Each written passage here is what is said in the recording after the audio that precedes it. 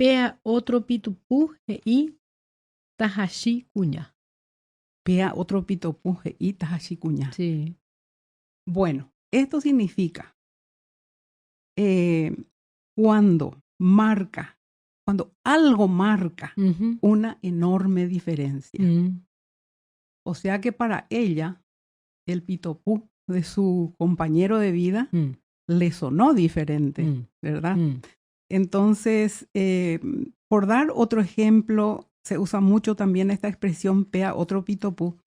Cuando en una reunión uno está escuchando música muy, muy monótona, muy aburrida, y de repente se pone una selección de polcas paraguayas.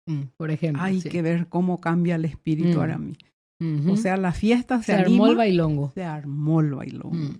Otro ejemplo podría ser hacer un viaje en un bus removido. Que te hace llegar a destino, un destino X en 8 horas. Sí. Y un bus directo, con asientos súper cómodos, reclinables, aire acondicionado, y que te hace llegar en 2 horas y media, 3 horas. Pea otro pitopú. Lo mismo que con la polca. Pea otro pitopú. Entonces es ahí cuando se utiliza esa frase de pea otro pitopú. ¿Qué diferencia? ¿Qué gran diferencia? Es eso. Excelente explicación.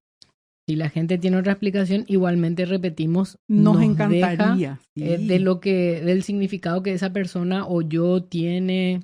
Por supuesto. ¿Verdad? Yo siempre digo que no soy dueña de la verdad, sino es mi perspectiva, es mi percepción, ¿verdad?